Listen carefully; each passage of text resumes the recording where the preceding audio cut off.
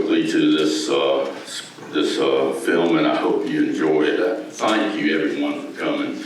It's a great-looking group of folks. I want to acknowledge a couple of people in particular who I think came further than anyone else, and that is Dave Williams and Susan Consolving. Dave started the Willie Morris Awards, was a great friend of Willie Morris. He started the Willie Morris Awards for poetry, for nonfiction, and for fiction. And he, after being in New York for about 10 years, he reestablished it here at the University of Mississippi, and we're so proud of that. And Susan is the poetry judge. So they flew down from New York, and I'm especially appreciative of that. And I'm equally grateful to each of y'all for being here, and I really hope you don't regret having wasted your time. So, this film is a deep dive into the texture and the scope and the backstory of the whiskey speech. I've been fascinated with the whiskey speech since I was first encountered it in my early 20s. And then I immediately, my brother decided to get married to his bride, and David Brevard from Tupelo and I threw up a bachelor party for my brother, and so I came armed. I had to make some toast because my brother was getting married he's in his early 20s. So I said, okay, I know what I can do. I can steal from Soggy Sweat. And so I did a marriage version of the whiskey speech. It worked. And he still hitched. But anyway, it's a deep dive into the whiskey speech and the linguistics of it, the politics of it, the history of it, the religious elements of it, the legal dynamics of it, and it's also about the hypocrisies that are encountered with that Soggy's dealing with in the whiskey speech, and he cleverly wrestles with our human nature and our contradictions. It's a pretty damn unimaginative person who can't argue an issue more than one way. So we know that Soggy was especially clever and imaginative. Now, I want to point out that this is a work in progress. It's about 95% complete. And I've got a few gaps to fill and a few color corrections and technical things to do to get it in final form so it's ready for airing on Mississippi Public Broadcasting. I've also been contacted by a number of PBS stations across the country who are keenly interested in it. So hopefully we're going to ripple this out and introduce the whiskey speech and Soggy Sweat to folks across the country. I hope that's the case. There's one or two gaps in it. I'm working to put in the raid on the Jackson Country Club, which was the final catalyst for getting the legislature to deal with the Prohibition issue, and so that's got to be added in along with a few other matters. So I've been spending a lot of time when I'm not working on this film. I've been spending a lot of time working on my land and all the damage done from that damn ice storm we had. Chainsawing up a storm. We have a mockingbird that comes to Claire's and my land with some frequency and serenades us. And I've been running that chainsaw so much of late that I swear to God this is true. That mockingbird is trying to mimic a chainsaw and doing a damn good job of it, I might add. And I'm pretty convinced now, based on his skill with the chainsaw, that this mockingbird can deliver the whiskey speech. And I'm going to encourage him. And William Faulkner one time said, a mockingbird can imitate anything, including a 1957 Chevrolet truck grinding gears going up Old Taylor Road. So if a mockingbird can do that, surely he can master the whiskey speech. I want to end with something that I stumbled across in all my research from the Wall Street Journal about Mississippi's relationship with whiskey. And in the Wall Street Journal, they wrote, Mississippi, and this is back, we were the last state, not until 1966 did we get rid of Prohibition. And the Wall Street Journal writes, Mississippi has arrived at a convenient and profitable arrangement with its conscience. So to get to the heart of the story, I present a film that explores the whiskey speech and perhaps our conscience. So if the smart kids are going to go from there.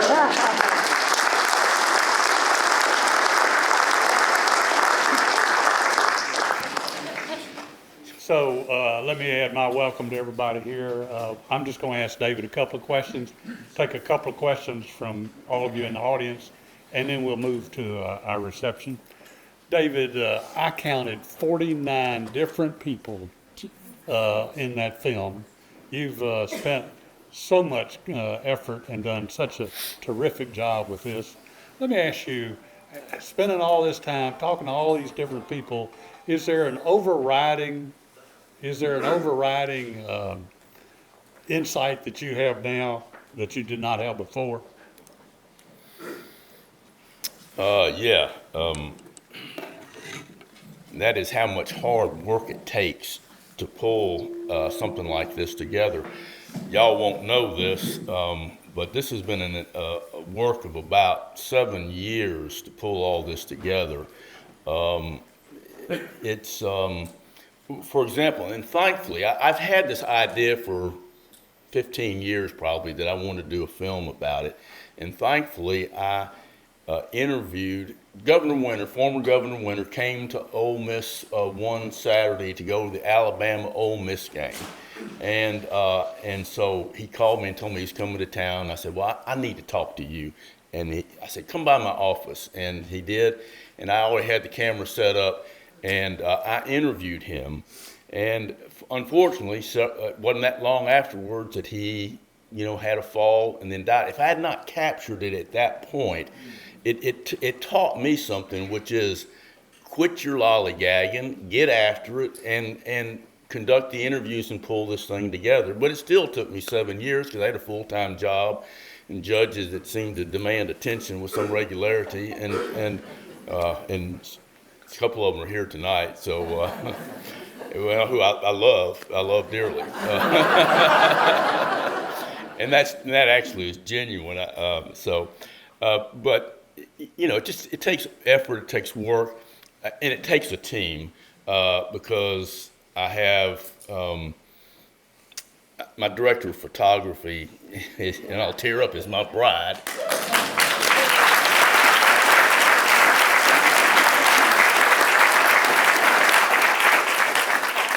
And I'm conscious of how much she has to put up with me, and how often I say, "No, baby, you can't go play pickleball because we got to go do a film shoot."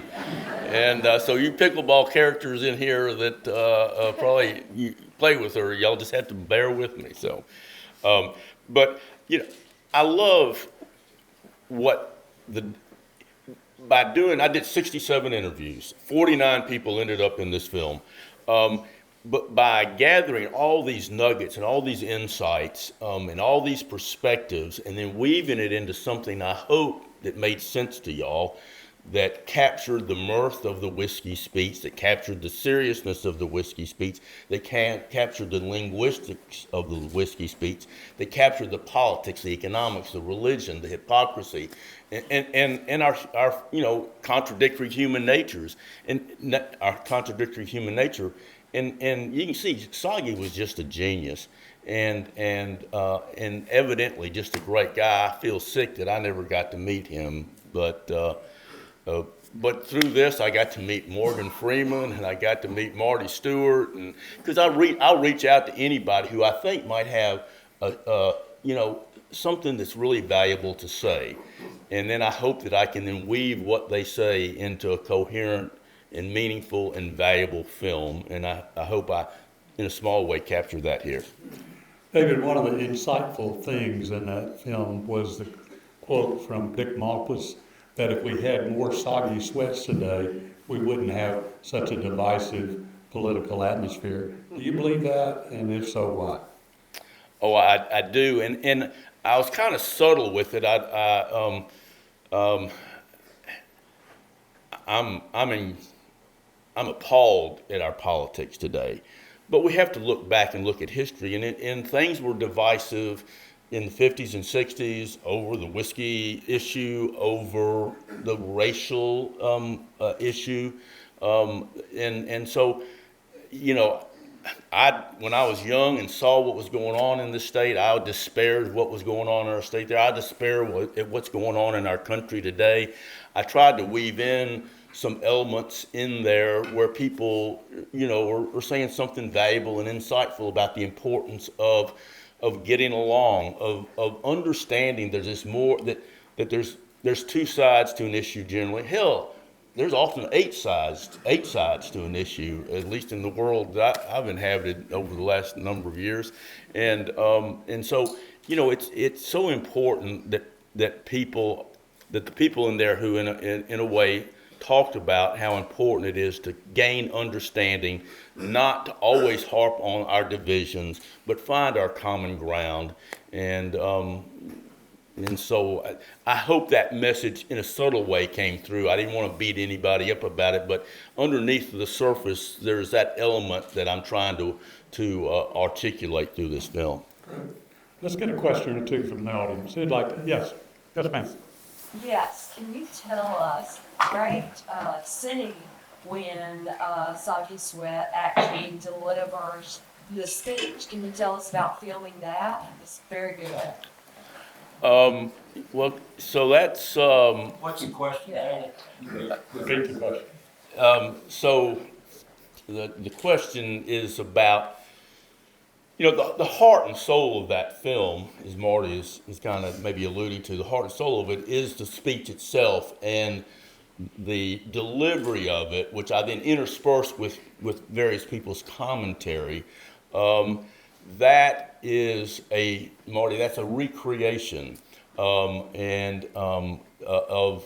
it, and in trying to make it as powerful as possible. That's AI. My editor and I used AI to make that. Now, I don't know if you can tell, but the man delivering the speech is, he's based on Soggy Sweat. He looks like Soggy Sweat as a young man. And I don't have the resources, unfortunately. I mean, I put way too much of my own money into this thing, and I had some very generous donors, many of whom are here today, which I really appreciate. Y'all who made this possible, but my bride was kind of critical of me for how much of our meager resources we put into it. And so I had to use AI because I could not gather a cast of thousands of people and really convey the power of stump speaking back in that era. It was entertainment back then. It's what people did. You went on your front porch and talked. You didn't have TV, and you didn't have Walter Cronkite back in the early 50s. You got your entertainment by telling stories on the porch or going to the as Dick says about going to listen to the preacher or going to a stump speech. And no one could do a stump speech obviously better than Soggy Sweat. But that is taking Soggy's image, and I think it's authentic. I hope y'all agree. I think it's authentic because it's his words, and there's no way to go back. I wasn't alive when he delivered that speech for the first time, and so I couldn't capture that on film. But I could, I think, in an authentic and genuine way, convey it through the use of AI. So that's my story, and I'm sticking to it. In all the 18 years of programs here, I've never seen a question cause the respondent to stand up. One last question. Anybody? Well, I've got a kid. I'm about to be 37. I've been to Johnny Morgan's Good Old Boys and Gals for about 10 years now. And I tell you, I've got goosebumps all the time I sat here, and it will last like probably the rest of my lifetime. And that's the closing word. Well, thank you. Can I say anything?